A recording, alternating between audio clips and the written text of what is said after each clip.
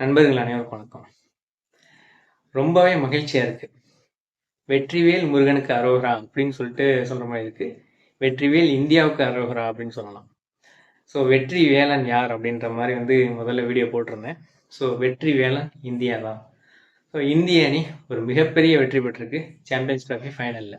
New Zealand கூட 2019 world cup செமிஃபைனலில் தோத்ததுக்கு அதுக்கு ஒரு பதிலடி தரும் விதமாக இந்த மேட்ச்சில் வின் பண்ணி இந்தியா ஒரு மிகப்பெரிய ரெக்கார்ட் படைச்சிருக்கு. ஸோ டபிள்யூடிசி ஃபைனல்லையும் நியூசிலாந்து கிட்ட தோற்றுருக்கோம். ஸோ இது எல்லாத்துக்குமே சேர்த்து ஒரு பதிலடி தர்ற மாதிரி இந்தியா வெற்றி பெற்றிருக்கு. ஸோ உணர்ச்சிகளின் குவியலில் தான் எல்லா ரசிகர்களும் இருக்காங்க. அதாவது ஒட்டுமொத்த இந்தியாவுமே இந்திய அணியை கொண்டாடிக்கிட்டு இருக்காங்க அப்படின்னு தான் சொல்லணும். அந்த அளவுக்கு மகிழ்ச்சியான ஒரு தருணமாக அமைஞ்சிருக்கு. இன்னைக்கு எல்லா இந்திய ரசிகர்களும் ரொம்ப நிம்மதியாக தூங்குவாங்க. ஸோ அந்த அளவுக்கு எல்லாருமே மகிழ்ச்சியாக இருக்காங்க. ஸோ எனக்கெல்லாம் லைஃப்பில் நிறைய ஸ்ட்ரெஸ் இருந்துச்சு. ஸோ எனக்கெல்லாம் நிறைய ஸ்ட்ரெஸ் இருந்துச்சு. இன்னைக்கு இந்தியா ஒருவேளை வெற்றி பெறாமல் இருந்திருந்தா அந்த ஸ்ட்ரெஸ்ஸுக்கெல்லாம் சேர்த்து இது ஒரு ஆடட் ஸ்ட்ரெஸ் ஆகிருக்கும். ஸோ அந்த ஒரு தருணத்தை இந்தியா தவிர்த்துட்டாங்க அப்படின்ற மாதிரி தான் நினைக்கிறேன் இந்திய அணி. ஸோ இந்திய அணி ஒரு மன நிறைவு கொடுத்துருக்காங்க. ஸோ நமக்கு எவ்வளோ பெரிய பிரச்சனை அதெல்லாம் இருந்தாலும் கிரிக்கெட்டில் இந்திய அணி வின் பண்ணிடுச்சு அப்படின்னா அது ஒரு பெரிய புத்துணர்ச்சியை கொடுக்கும். ஸோ அந்த மாதிரியான ஒரு புத்துணர்ச்சியில் தான் நான் இன்னைக்கு இருக்கேன். ஸோ இந்த மேட்சோட ரிவ்யூ இது ஒரு ரிவ்யூவா, இத்தனை ஸ்கோரு, இத்தனை கரெக்டாக இந்த ஒரு டெக்னிக்கல் இப்படின்ற மாதிரிலாம் ரொம்ப ஸ்பெசிஃபிக்காலாம் நான் போக விரும்பலை. ஸோ ஒட்டுமொத்தமாக இந்தியா இந்த மேட்ச்சில் எப்படி பர்ஃபார்ம் பண்ணாங்கன்றத ஒரு ஓவராலாக ஒரு என்னோட ஒப்பீனியனாக நான் சொல்கிறேன். ஸோ 251 ரன்களில் அவங்க அடித்தாங்க. ஸோ அதில் இந்திய அணி டாஸ் லாஸ் பண்ணிட்டாங்க. 15th டைமாக டாஸ் லாஸ் பண்ணிட்டாரு. இருந்தாலும் மேட்ச் வின் பண்ணிட்டாரு. ஸோ டாஸ் லாஸ் பண்ணதில் எந்த ஒரு ரெகுலேட்டும் இருக்காது அப்படின்ற மாதிரி தான் நினைக்கிறேன். ஸோ டாஸ் லாஸ் பண்ணதுக்கப்புறம் இன்றைக்கி தான் ரோஹித் சர்மா சிறப்பாக ஒரு தாட்டை சொல்லியிருந்தார். ஏன்னா டாஸ் வின் பண்ணுறதோ லாஸ் பண்ணுறதோ அது எனக்கு முக்கியம் கிடையாது. ஏன்னா இந்த இடத்துல நாங்கள் ஃபஸ்ட்டு ஃபீல்டிங்கும் பண்ணியிருக்கோம், ஃபஸ்ட்டு பேட்டிங்கும் பண்ணியிருக்கோம். ஸோ ரெண்டு சைடுமே வின் பண்ணியிருக்கோம். அதனால் இந்த மேட்ச்சை நான் வின் பண்ணுறதுக்காக என்ன பண்ண முடியுமோ அதை பார்ப்போம் அப்படின்ற மாதிரி சொல்லியிருந்தார். இதுதான் இந்த மாதிரி ஒரு தன்னம்பிக்கையோடு சொல்லணும் அப்படின்ற மாதிரி தான் ப்ரீவியூ வீடியோவில் நான் சொல்லியிருந்தேன். ஸோ அதேபடியே சொல்லியிருந்தார். அதுக்கப்புறம் ஃபஸ்ட் பேட்டிங் அவங்க பிடிச்சாங்க. ரச்சின் ரவீந்திரா அவரை தான் மெயினாக விக்கெட் எடுக்கணும் அப்படின்ற மாதிரி நினச்சிட்டு இருந்தோம். அவரை நம்ம குல்தீப் யாதவ், அதுக்கப்புறம் கனேவ் வில்லியம்சன் ரெண்டு பேரையும் ரெண்டு பேரும் தான் முக்கியமாக சொல்லியிருந்தேன். ரெண்டு பேருமே குல்தீப் யாதவ் எடுத்திருந்தார். ஸோ குல்தீப் யாதவ் தான் அந்த ஒரு டவுன்ஃபால் ஆகாமல் வருணுக்கு விக்கெட் விழுது நமக்கு விழுங்கலையே அப்படின்ற மாதிரி எண்ணாமல் ஒரு கான்ஃபிடென்ட்டாக இருக்கணும் அப்படின்ற மாதிரி சொல்லியிருந்தேன். அதே மாதிரியே கான்ஃபிடென்ட்டாக அவர் விக்கெட் எடுத்திருந்தார். ஸோ அதுக்கப்புறம் வருண் சக்கரவர்த்தியும் தன்னோட பங்கை சிறப்பாக செஞ்சார். ரவீந்திர ஜடேஜா, அக்ஷர் பட்டேல் இவங்களுமே சிறப்பாக செஞ்சாங்க. ஓரளவு ஷமி அண்டு ஹர்திக் பாண்டியா இவங்க தான் பவுலிங்கில் கொஞ்சம் சொலாக வீசினாங்க சொல்லலாம். இருந்தாலும் அந்த பிச்சுக்கு அதாவது ஃபாஸ்ட் பவுலிங் அவ்வளோ எடுபடாத ஒரு பிச்சில் இந்த மாதிரி தான் அடிப்பாங்க. ஸோ 251 ரன்கள் அடிச்சிட்டாங்க. 252 ரன்கள் அடிக்கணும். இப்போ இந்தியா இந்த மாதிரி அதாவது ஒரு வேர்ல்டு கப் ஃபைனல் அப்படின்னாலே ஏதாவது நம்மளை ரசிகர்களை ப்ரெஷர் பண்ணுற வைக்கிற மாதிரி ஏதாவது ஒரு நடந்துருது. ஏன்னா இப்போ செகண்ட் பேட்டிங் அப்படின்றதே ஒரு ப்ரெஷர் தான். அதில் எப்படி இந்தியா வின் பண்ண போகிறாங்க அப்படின்றதே ஒரு பெரிய இதாக இருந்துச்சு. ஃபஸ்ட்டு சுப்மன் கில் அண்டு ரோஹித் சர்மா இவங்க ரெண்டு பேருமே ஒரு சூப்பரான பார்ட்னர்ஷிப் போட்டாங்க. ரோஹித் சர்மா கொஞ்சம் அதிரடி ஆடாது, சுப்மன் கில் ரொம்ப பொறுமையாக ஆடினார். ஸோ இந்த மாதிரி தான் ஆடணும். ஏன்னா ரோஹித் சர்மா ரொம்பவும் அதிரடி காட்டலை, அதுக்காக பாலுக்கு பால் அடித்தார். அப்போதைக்கு இப்போ 4, 6 இந்த மாதிரி அடித்தார். ஸோ இந்த மாதிரி தான் ஒரு கம்போஸ்டான இன்னிங்ஸ் ஆடணும் அப்படின்ற மாதிரி ரோஹித் சர்மா கிட்டே எதிர்பார்த்தேன். அப்படியே ஆடிருந்தார். ஸோ ஒரு கேப்டனாக பொறுப்பாக எந்த மாதிரி விளையாடணுமோ அதே மாதிரி ஆடிருந்தார். ஸோ சுப்மன் கில் அவரும் குறை சொல்ல முடியாது. அவரும் ஒரு ஃபைனலுக்குள்ளே அந்த ஒரு பொறுப்போடு தான் ஆடினார். அவர் அடித்த ஷாட்டு சூப்பர் ஷாட்டு. பட் இந்த ஃப்ளிப்ஸு மனுஷனா இல்லை என்னன்னு தெரில. ஸோ அப்படி பறந்து பிடிக்கிறாரு கேட்சை. அதாவது கரெக்டான டைமில் அந்த ஜம்ப் பண்ணி சுப்மன் கில்லுக்கு பிடிச்ச கேட்ச் ரொம்பவே ஒரு சூப்பரான கேட்ச். நான் வேறு யாரோ ஃபீல்டர் அப்படின்ற மாதிரி நினச்சிட்டு இருந்தேன். அப்புறமா ரீப்ளேல பார்க்கும்போது தான் தெரியுது அது கிளென் ஃபிலிப்ஸு. ஸோ எப்படி தான் அந்த மனுஷன் உடம்பு அப்படியே வளைச்சிக்கிட்டு பிடிச்சி அப்படி விழுந்து எதுவும் கையில் அடிபட்டுறாதோ அப்படின்ற மாதிரி இருக்குது. அந்த மாதிரி ஒரு கேட்ச் பிடிச்சாரு. ஸோ அதுக்கப்புறம் நம்ம விராட் கோலி, சரி விராட் கோலி அண்ட் ரோஹித் சர்மா இவங்க ரோக்கோ அவங்களோட மாசை காட்டுவாங்க அப்படின்ற மாதிரி எதிர்பார்த்துட்டு இருக்க நேரத்தில் கோலி ஒரு ரன்ல எல்பிடபிள்யூ ஆயிட்டார். ஸோ அதுக்கப்புறம் ஸ்ரேயாஸ் ஐயர் அண்டு ரோஹித் சர்மா இவங்க ரெண்டு பேரும் இருக்காங்க. சரி ஓகே, 2வது விக்கெட் விழுந்துருச்சு, எப்படியாவது இவங்க வின்னிங் ஸ்கோர் வரைக்கும் கொண்டு போயிடுவாங்க அப்படின்ற மாதிரி நினச்சிட்டு இருந்தோம். அடுத்து வந்து ரோஹித் சர்மா ரச்சின் ரவீந்திரா பாலில் வந்துட்டு அடிக்கிறேன் அப்படின்னு சொல்லிட்டு ஸ்டம்பிட் ஆயிட்டாரு. ஸோ 3 விக்கெட் விழுந்துருச்சு. கொஞ்ச நேரம் வந்து நான் மேட்சே பார்க்கல. என்னடா 3 விக்கெட் விழுந்துருச்சு, அடுத்து இவங்க 2 பேரும் வந்து பொறுமையா ஆடுவாங்களே, நமக்கு கொஞ்சம் அப்படியே வந்து கொஞ்சம் படபடபடன்ற மாதிரி வந்துடும். ஸோ அதனால கொஞ்ச நேரம் வந்து ஒரு 15 மினிட்ஸ் கழிச்சு பார்ப்போம் அப்படின்ற மாதிரி வந்து 15 மினிட்ஸ் கழிச்சு பார்த்தேன். அதில் வந்துட்டு நம்ம ஸ்ரேயாஸ் ஐயர் அண்டு அக்ஷர் பட்டேல் இவங்க 2 பேரும் வந்து ஓரளவு வந்து மெதுவாக அந்த இன்னிங்ஸை வந்து கட்டமைச்சாங்க. அவங்க ஒரு 50+ பார்ட்னர்ஷிப் வந்து அடித்தாங்க. ஸோ சூப்பராக ஆடிட்டு இருந்தார் ஸ்ரேயாஸ் ஐயர். எப்போவுமே இதே தவணை தான் வந்து செய்கிறாரு.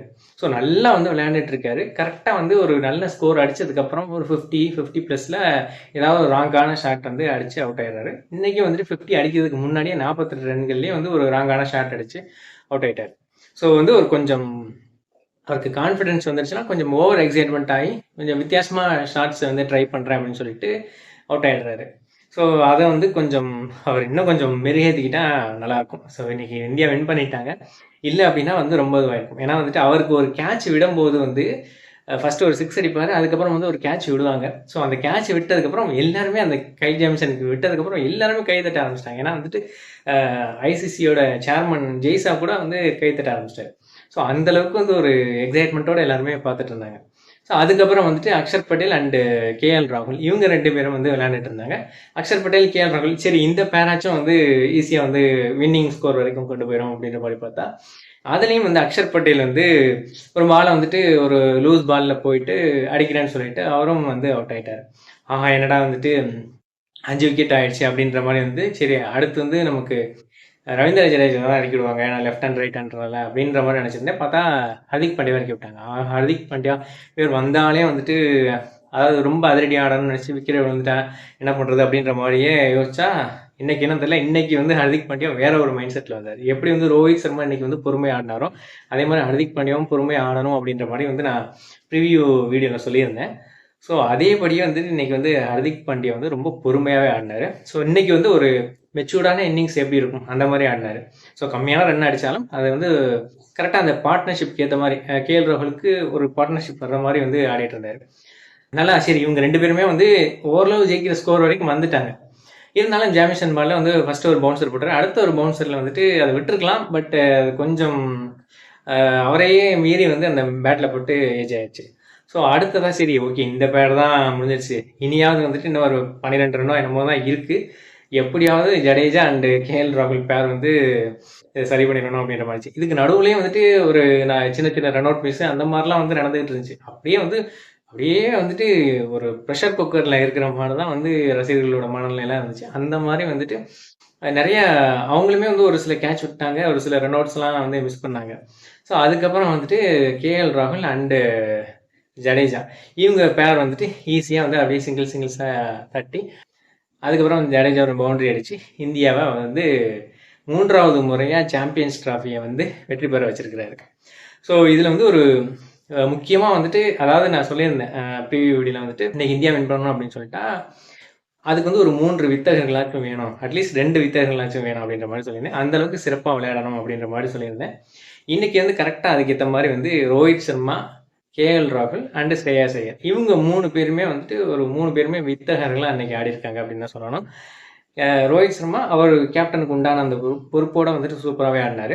அதுக்கப்புறம் வந்து ஸ்ரேயாஸ் ஐயர் எப்போவுமே வந்துட்டு அந்த ஒரு மிடில் ஆர்டரில் வந்துட்டு ரொம்ப அப்படியே நங்குரம் போட்டு நிற்கிறாரு, அந்த மாதிரி வந்து சிறப்பாக ஆடினார். அதுக்கப்புறம் வந்துட்டு கேஎல் ராகுல் கடைசி நேரத்தில் வந்துட்டு ஏன்னா இந்த முக்கியமாக ஹர்திக் பாண்டியா வந்து அந்த லாஸ்ட்டு பால்லாம் வந்துட்டு ஸ்ட்ரைக்கு ரொட்டேஷன் பண்ணும்போது எப்படியாவது லாஸ்ட் பால் முடிச்சுட்டு கேஎல் ராகுல் போயிடணும் அப்படின்ற மாதிரி இருக்கும்.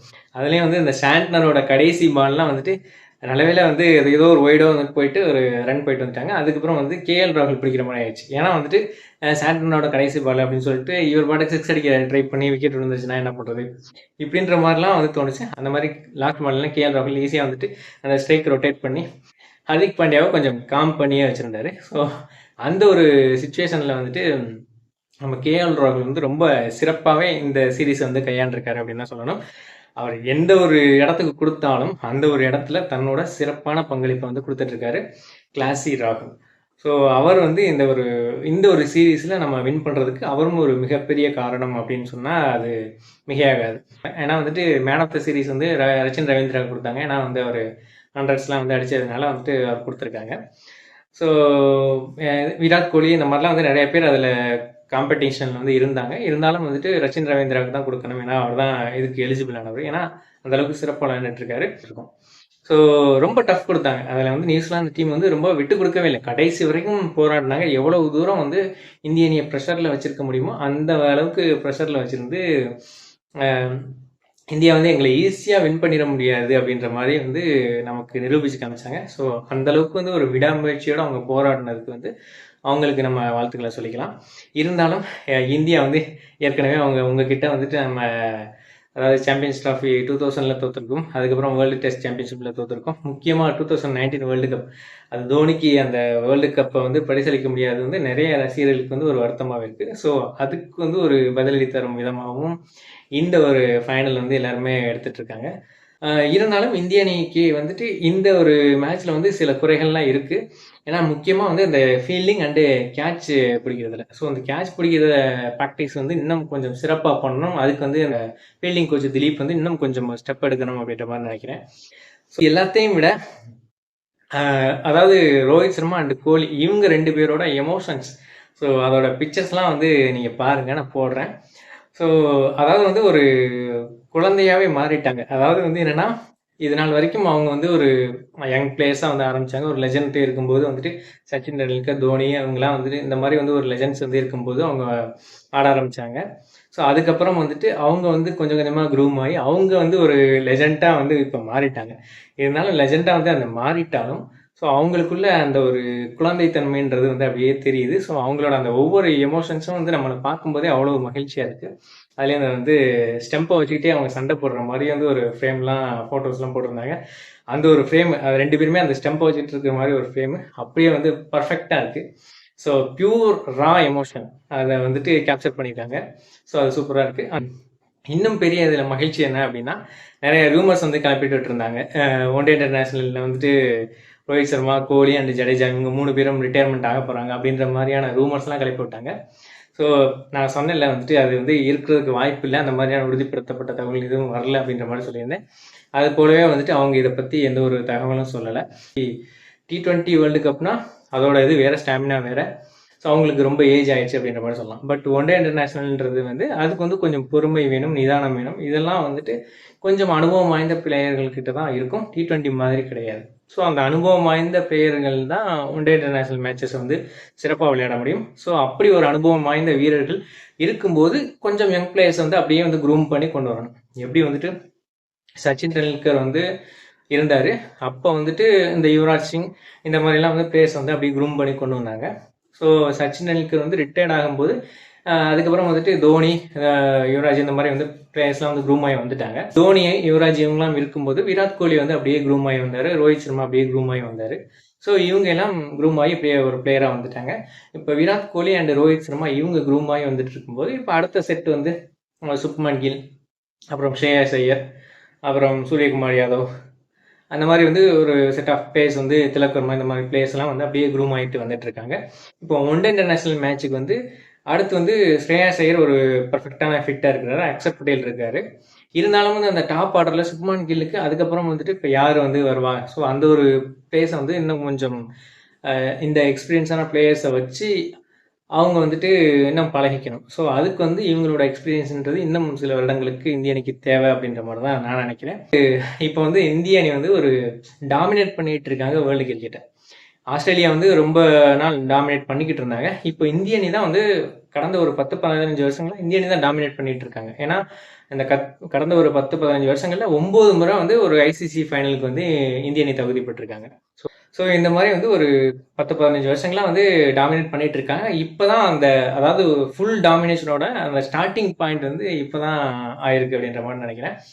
2024 T20 வேர்ல்டு கப், அதுக்கப்புறம் வந்துட்டு இப்போ 2025 சாம்பியன்ஸ் ட்ராஃபி, அடுத்ததாக வந்து 2026 T20 வேர்ல்டு கப், அதையும் இந்தியா வின் பண்ணணும் அப்படின்ற மாதிரி நான் எதிர்பார்க்குறேன். அதுக்கப்புறம் 2027 மெயின் 50 ஓவர் வேர்ல்டு கப், அதுதான் வந்து நம்மளோட மெயின் டார்கெட்டாக இருக்கணும். அதில் வந்து ஆஸ்திரேலியா ஃபைனலுக்கு வரணும், ஆஸ்திரேலியாவை இந்தியா வின் பண்ணணும். இதுதான் வந்து ஒரு 90s கிட்டா இன்னும் வந்து ஒரு ஒரு தீராத ஆசையாக இருக்குது. இந்த ஒரு ஃபைனல்லையுமே வந்துட்டு ஆஸ்திரேலியா ஃபைனலுக்கு வந்து ஆஸ்திரேலியாவை நம்ம வின் பண்ணணும் அப்படின்ற மாதிரி தான் வந்து நான் எதிர்பார்த்துட்டு இருந்தேன். இருந்தாலும் வந்து ஆஸ்திரேலியாவை வந்து நம்ம செமிஃபைனல்லே வின் பண்ணிவிட்டு ஃபைனலுக்கு வந்து நியூசிலாந்தோட எதிர்கொண்டோம். இந்திய அணியில் வந்துட்டு எல்லா பிளேயர்ஸுமே வந்து ரொம்ப சிறப்பாக விளையாண்டு இந்த ஒரு கப்பை வந்து வின் பண்ணியிருக்காங்க அப்படின்ற மாதிரி நினைக்கிறேன். இதில் வந்துட்டு வாய்ப்பு கிடைக்காத ரிஷப் பண்ட், அப்புறம் ஹர்ஷித் சிங், வாஷிங்டன் சுந்தர் இவங்கெல்லாம் வந்து கவலைப்பட வேணாம். ஏன்னா இந்திய அணி வந்து நமக்கு வெற்றி பெறுறது தான் முக்கியம். ஸோ அதுக்காக வந்துட்டு நீங்களாம் வந்துட்டு நீங்கள் வெளியில் இருந்தாலும் அதுவும் வந்து ஒரு துணையாக நீங்கள் இருந்திருக்கீங்க. ஏன்னா வந்து எல்லா பிளேயர்ஸ்க்குமே சப்போர்ட்டிவாக அந்த ஃபீல்டிங்க்கு போனதாலும் சரி, அதுக்கு முன்னாடி கூல்ட்ரிங்க்ஸ் இந்த மாதிரி கொடுத்ததெல்லாம் சரி. ஸோ அவங்களும் வந்து பெரிய அளவில் உதவி பண்ணியிருக்காங்க. ஸோ ஒட்டுமொத்தமாக வந்து 11 மெம்பர்ஸ் மட்டும் இல்லை, 15 மெம்பர்ஸுமே சேர்ந்து இந்த இந்தியனை வந்து பெரிய அளவில் வெற்றி பெற வச்சிருக்காங்க அப்படின்ற மாதிரி தான் நினைக்கிறேன். ஸோ இந்த ஒரு தருணத்தில் வந்துட்டு ஜஸ்பிரீத் பும்ரா அவர் வந்து இல்லையே அப்படின்றது தான் கொஞ்சம் வருத்தமாக இருக்குது. ஸோ அவர் காயம் காரணமாக வந்துட்டு இந்த சீரீஸில் விளையாட முடியல.